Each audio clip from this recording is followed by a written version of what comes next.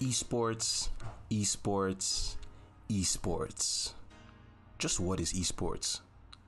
If you were to ask me what esports is, I will tell you that esports is an industry centered on professional gaming for your entertainment. Or simply put, esports is gaming gone Hollywood. In esports, gamers aren't just gamers, they're professional athletes. They no longer play from the comfort of their homes. They're on the world's largest stages. They no longer play for bragging rights or cash prizes. The stakes are higher. Much, much higher. Esports is bigger now than it's ever been, and it's still growing. Michael Jordan joined the ownership group for Team Liquid in 2018. Mark Cuban, owner of the NBA's Dallas Mavericks, invested in Unicorn, a betting platform for esports, in 2015. Dota 2, one of the world's largest esports, holds the record for the largest prize pool in esports history at a whopping $20.7 million US. The facts and figures can go on and on and on, but for me, two moments in history sum up my esports experience. The first of which is an amazing video showcasing the highest third strike play between Daigo the Beast Umehara and Justin Wong.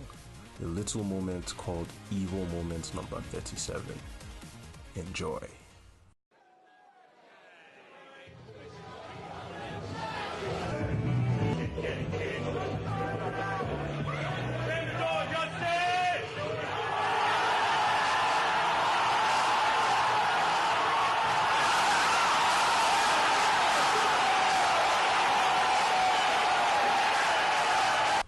And the second clip has nothing to do with actual gameplay.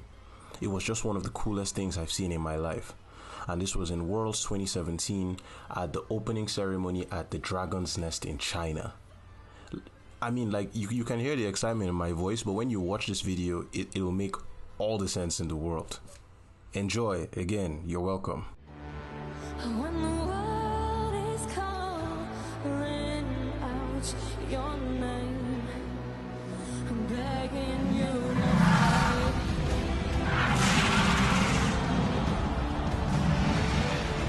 Pick yourself up once more. Pick yourself up.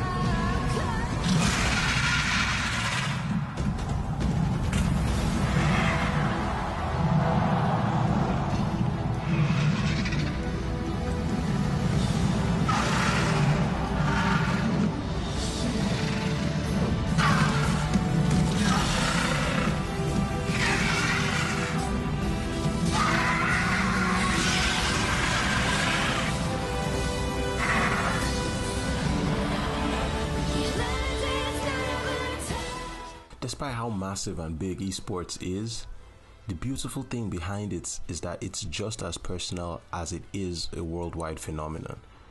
Every single person has had a moment in time that made them say, wow, this gaming thing, I really want to be a part of it.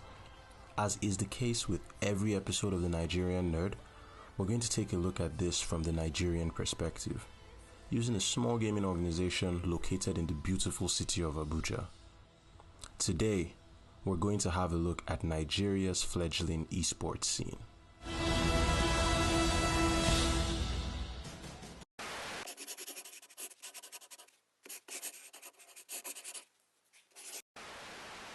Previously on X-Men.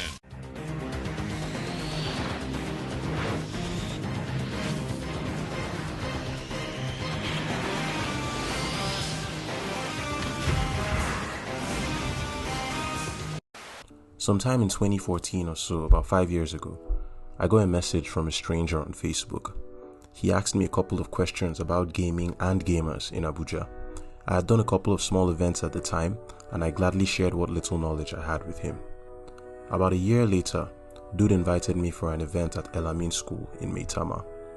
There were tickets sold at the door, TVs with video game consoles attached to them, and a big ass projector with people playing Rock Band and Just Dance on it.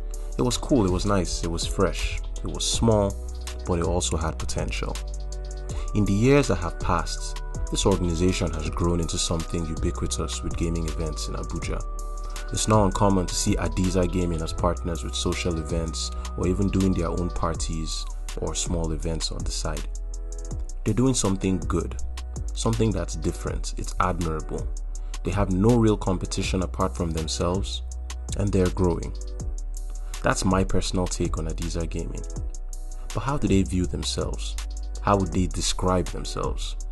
In our society, it is a given that amidst our work, studies, and busy schedules, people seek out ways to relieve stress, meet new people, and just play.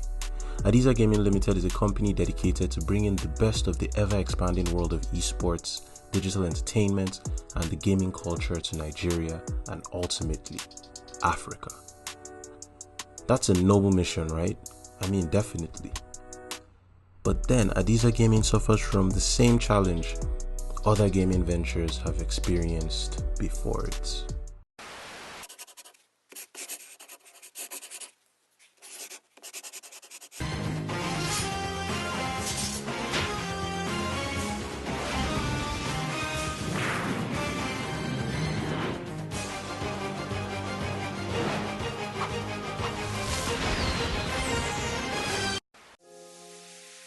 This is Doublelift. He's a professional player for Team Liquid in the North American League of Legends Championship Series. He's fully employed by the organization as a professional athlete. He trains for 10 to 12 hours every single day. He does this to stay at the top of the game. And it's not just him. This is a basic requirement for playing with the best and being the best. We've already talked about all the challenges faced by Nigerian gamers in episode 1. I don't want to rehash what's already been said, so you can check the old video if you missed it. But the way I see it is this: if gamers don't have decent internet or consistent power supply, it will be impossible to compete. I mean, look at Doublelift. He plays these many hours every day with uninterrupted power supply, with steady internet, and he's currently estimated to be worth around $1 million for just playing video games. But with the average Nigerian earning less than 60,000 naira per month, you'd be hard pressed to find someone willing to devote any meaningful amount of time into playing video games for anything other than recreation. Simply put, people need to eat. This is promotional material for an event held by Adiza Gaming. He invited me to it some weeks back, and when I asked him how many people would be coming, he said he didn't know. I pushed him again. He said, "You really can't predict Abuja crowds, man." I pressed him even further, and dude had this to say: people stopped coming when they started losing. If I could summarize this entire chapter in one word, I would use that phrase: the hunger. The hunger just isn't there. Not yet, anyway.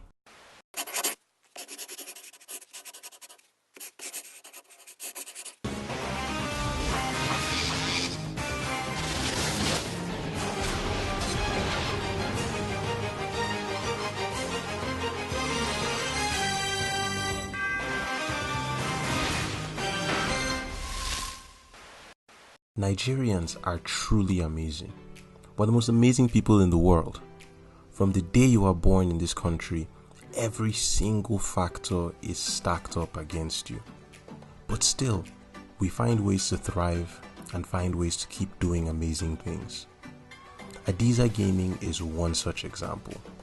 An example of people trying to be better than the templates their society has predefined for them. And many other organizations are springing up just like them. As people find innovative ways to overcome the challenges we face, that elusive hunger that we are searching for, it'll come, and we will rise. But for now, we'll enjoy the casual state that the industry is in, and work towards something more in line with what we hope for. Thank you. If you made it this far into the video, I just want to say one thing. Thank you. And I also want to apologize. No content was put on the channel last month, and it's just because my real life responsibilities were too crazy. Hopefully we won't have any more of that happening in the upcoming months. One last thing, I just wanted to say a massive thank you to one of my biggest supporters and the biggest supporter of this channel. Her name is Kehinde Cole, and she got us our microphone, which is what we used to record this episode. All the other episodes were recorded using means that you really don't want to know about. But she saw the idea, she believed in it, and she got us a mic. So Thank you. Once again, please follow us on all social media platforms. Also, please follow Adiza Gaming. He's doing amazing things and I'm sure he could use the support. I'll see you guys again in 14 days. Be blessed.